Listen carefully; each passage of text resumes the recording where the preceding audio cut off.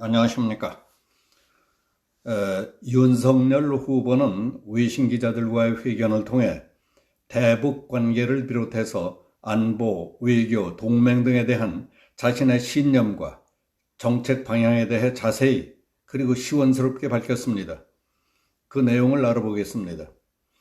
윤석열 국민의힘 대선 후보는 12일 대한민국 대통령의 책무를 맡게 된다면 주종 관계로 전락한 남북 관계를 정상화시키겠다고 다짐했습니다.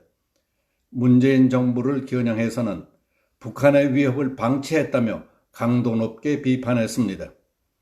한국 프레스센터에서 열린 외신기자 간담회 기조연설을 통해 그는 미국과 중국의 신냉전으로 세계는 이익과 이념에 따라서 두 편으로 갈라섰습니다.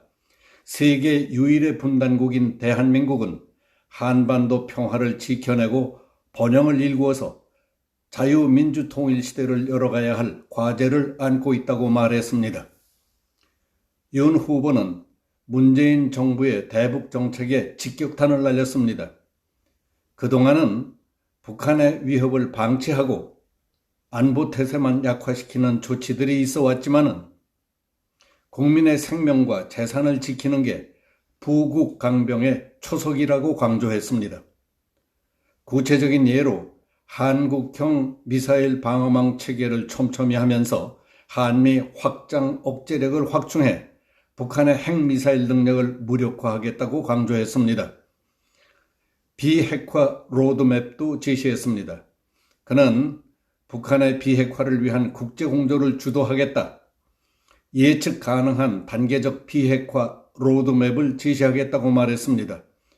또 북한 지도부가 결단만 내린다면 비핵화 진전에 따른 경제 지원과 협력 사업을 가동하고 비핵화 이후를 대비한 남북 공동 경제발전 계획을 추진하겠다고 청사진을 제시했습니다.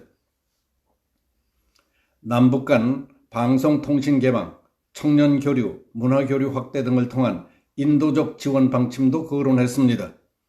북한의 홍이 있기 전이라도 우리가 시작해 추진할 수 있는 대북 개혁 개방 정책을 모색하고 이를 국제사회와 공조해서 추진해 나가겠다고 밝혔습니다. 한미 관계는 한미 포괄적 전략 동맹을 구축하겠다. 글로벌 자유민주주의 연대에 동참하면서 아시아 태평양 지역 평화와 번영의 주춧돌을 놓고 긴밀한 정보 공유와 전략 공조를 통해 한반도와 동북아 평화를 공고히 하겠다고 강조했습니다. 중국과의 관계는 정경 분리와 공동이익 원칙에 입각해서 상호 존중의 새로운 협력 시대를 열겠다며 고위급 전략 대화의 정례화를 제안하겠다고 했습니다. 일본과의 관계는 김대중 오부치 선언 2.0 시대 개막을 제시했습니다. 과거사 문제, 경제협력, 안보협력 의제 등을 망라한 포괄적 해법을 모색해서 가치와 이익을 공유하고 신뢰를 쌓아가는 한일 관계의 새로운 50년을 그릴 것이라고 했습니다. 윤 후보는 전날 페이스북에서 내가 대통령이 된다면 한일 관계 개선은 김대중 오부치 선언을 재확인하는 것으로부터 시작하겠다. 안타깝게도 같은 민주당 정권임에도 불구하고 문재인 정부의 지난 4년 동안 한일 관계는 악화될 대로 악화됐다고 안타까워했습니다. 국민의힘 윤석열 후보는 외신 기자들과는 별도로 한국을 방문 중인 존 오소프 미국 상원의원과 다니엘 클린턴 브링크 미 국무부 동아시아 태평양 담당 차관보를 만나서 한미 동맹의 중요성에 관해 의미 있는 대화를 나누었습니다. 이 자리에서 윤 후보는 한미 동맹의 중요성은 이제 안보를 넘어서 글로벌 이슈까지 공동 관심을 갖고 함께 해결해 나가는 단계에 이르렀다며 확고한 동맹의 중요성을 강조했습니다.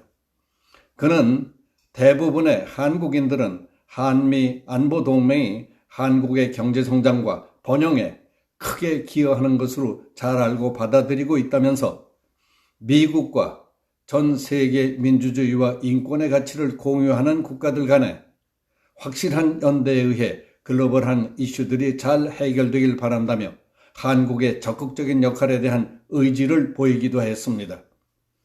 윤 후보에 앞서서 오소프 상원의원을 만난 민주당의 이재명 대선 후보는 한국 입장에서 미국의 지원과 협력 때문에 전쟁에 이겨 체제를 유지할 수 있었다. 미국의 경제 지원과 협력 덕에 오늘의 성과를 이루었다고 감사의 뜻을 전했습니다. 처음에 잘 나가던 이 후보는 한국 근대화의 어두운 면에 대한 책임론을 제기하면서 한국이 일본에 합병된 이유는 미국이 가츠라테프트 협약을 통해 승인했기 때문이었다.